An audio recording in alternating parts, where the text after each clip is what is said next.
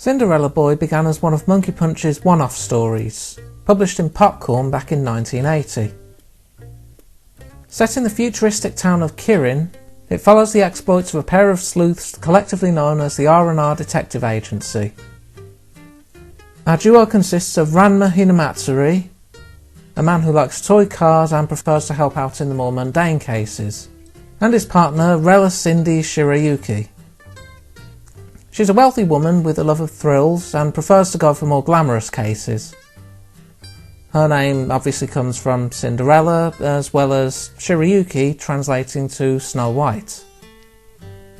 The manga chapter saw a reprint in 1982, but it wouldn't be until some 20 years later, 2003 to be exact, that an anime adaptation would come. With Tsuneo Tominaga directing and Michihiro Tsuchiya serving as lead writer, Magic Bus's 13-episode anime expands upon the premise and adds some more characters for the pair to bounce off. Domino88 sings the opening, apparently just titled Cinderella Boy, while the ending, Out of Eden, is by Takako. Kentaku Tanikawa provides the soundtrack, going for a similar jazzy theme to Monkey Punch's best known work. I guess Monkey Punch and jazz just fit together.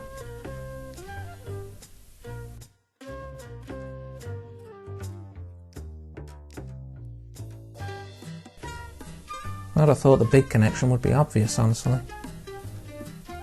On that note, let's take a look at the series.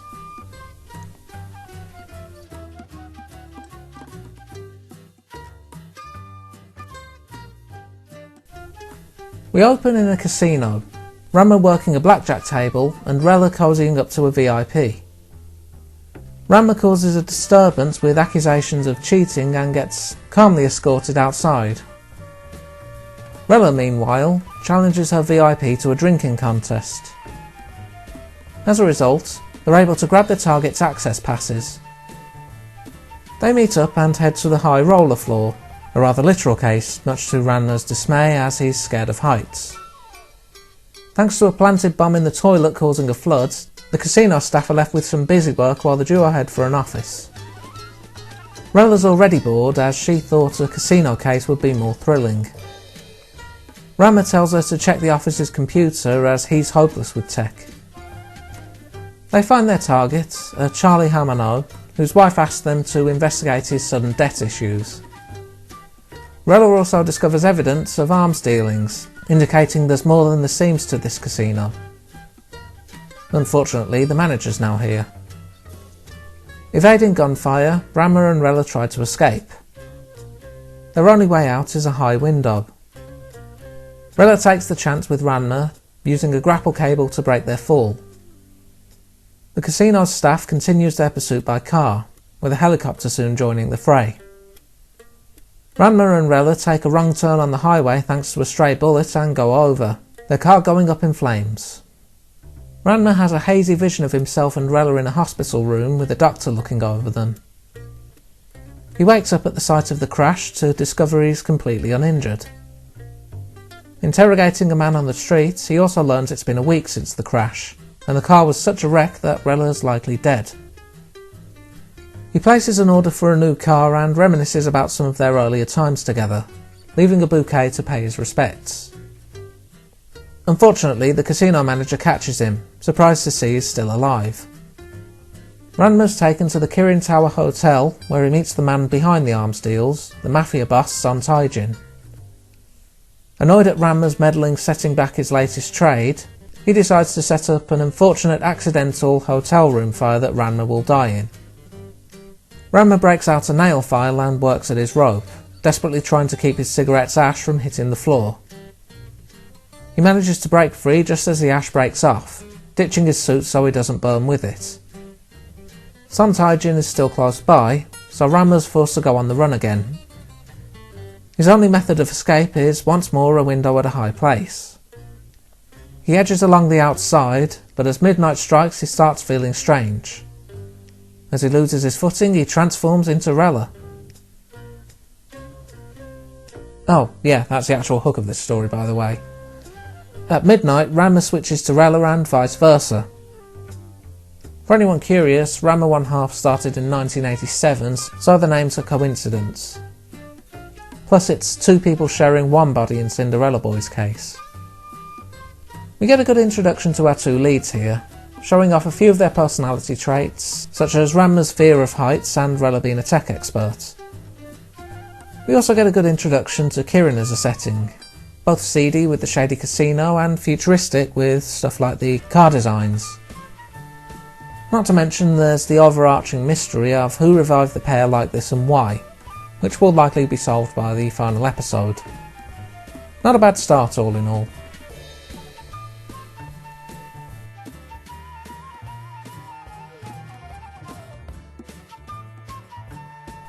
At the hotel's pool, Aramis, son of one of the stockholders, tries to impress his date with talk of his high-profile father.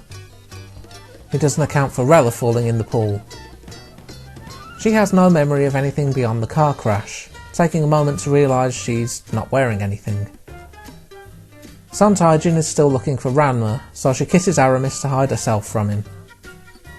Attention has been called to the hotel room's fire, so Santaijin decides to move on. Rella leaves herself, leaving an infatuated Aramis calling after her. Rella heads to the crash site, getting the same answer about it as Ranma did. Discovering the bouquet, she assumes Ranma died in the crash. Heading back home, she's greeted by her maid Dorothy, who never really liked the whole detective thing. She falls asleep thinking back to the formation of the R&R Detective Agency.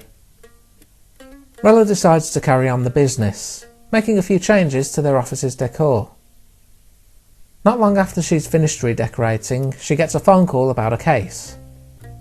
A man's looking for his daughter, but Rella declines as that was always more Ranma's line of work. Soon after, she gets another call, this time from the chief of a modelling agency, Miracle Promotion. They're looking for Maya, one of their models that took off with a large sum of money. Rella gets talking with an online contact known as Tinkerbell in order to search. Tinkerbell discovers Maya working at Club Leopard. Dorothy continues her disapproval, but decides to help out by gifting Rella a wristband with a laser built in. Rella works her charm at the club and gets accepted instantly. She spots Maya working under the name Candy and introduces herself. Maya runs upon hearing the name Miracle Promotion, however. Rella catches up to Maya and learns she didn't steal any money. A pair of hitmen on Miracle's payroll then open fire on them. They manage to escape to a changing room for the moment. Rella agrees to help Maya evade Miracle's president, but midnight strikes and she becomes Ranma. Ranma's kicked out of the changing room as the hitmen pass by. Realising he's in a dress, Ranma seeks out a new outfit. He runs into Maya, who thinks he's after her before hearing he's from R&R. Maya explains she ran away from home and was scouted by Miracle Promotion, only to learn it's a front for human trafficking.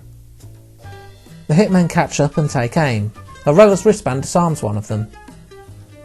Ranma grabs the dropped gun and fires back before running. The hitmen split up to try and corner Ranma and Maya. A woman directs Ranma onto the main street to aid their escape. He hijacks a bike and takes Maya back to her home. Miracle's president also comes under fire for the trafficking. Angered at the redecorating and suspecting Dorothy, Ranma is approached by the man who called for his missing daughter, who turned out to be Maya. After restoring it to his tastes, he discovers Rella's note to meet at Miracle Promotion. Continuing on from the first episodes, we get more of an idea of what Kirin is like as a town. We also get an idea on the kind of cases that Ranma and Rella prefer taking up. A little bit predictable that the two cases ended up being one and the same, but nice enough way to tie the story together. Dorothy also shows potential to be a fun character, as while she may not like Rella's line of work, she's more than happy to help her throw down with Kirin's underground.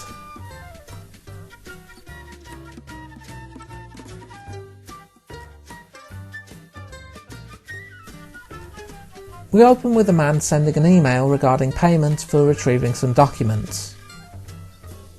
Meanwhile, Dorothy learns that Ranma is alive but isn't all that sympathetic to his 24-hour blackout. His replacement car arrives and he decides to go to a doctor for information. He leaves with no answers and runs into a man on the run. The man gives Rammer a bag but's quickly shot. Rammer fires back at the shooter and the man gives him the name Joker before dying. Rammer learns from a card that his name was Lu Cheng, but unfortunately the hospital staff get the wrong idea. Hiding in an alley, Rammer looks over the bag's contents. His big problem now is that he can't deliver the bag to the police when he's wanted for the owner's murder.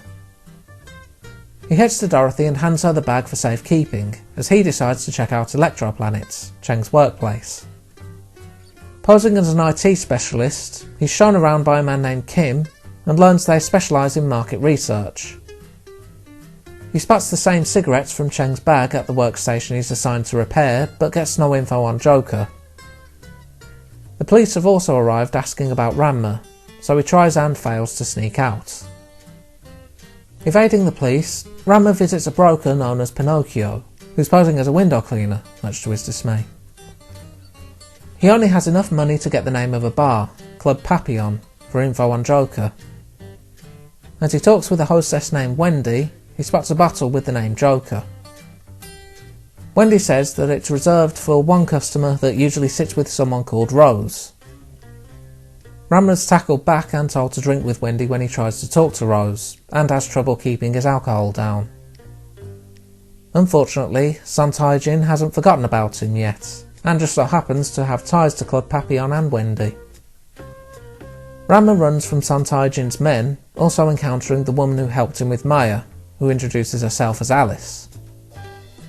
She directs him to an escape route, but also informs Santaijin's men that he's been sent to a dead end. Rose makes an appearance, demanding the bag back and unmasking as Cheng's killer. Rammer slips away in the crossfire, but midnight strikes and he becomes Rella. She encounters Aramis, who's been searching for her since the hotel and upon finding her invites her to dinner. Rella has no interest, but thanks him for the new outfit. Heading back to the office, she's confused as to how everything was rearranged, as well as a thank you message from Maya. She heads back to Dorothy and learns Rammer visited with the bag. She discovers that the CD inside contains a hacking program, and that tracking its owner should be easy enough.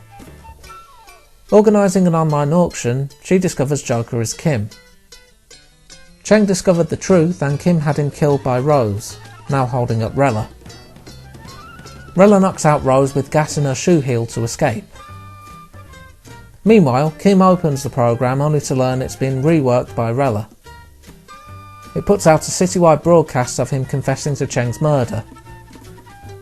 Rella meanwhile relaxes as she considers the revelation that Rammer is still alive. Not a bad display of each character's skill set here. Rammer's clearly good at in-person tracking and informants, while Rella, with her tech ability, had a much better idea on how to solve this particular case efficiently. Nice to see the whole Santaijin thing is still an issue too, though granted these first few episodes pretty clearly take place over the space of a couple of days. There's also the question of Alice and why she was helpful last time but sent Rammer to a dead end this time, and what her goal is. Next time, a hunt for jewels and a pet, some malicious Mapo tofu, and a battle against assassins sees us hit episode 6. Until then.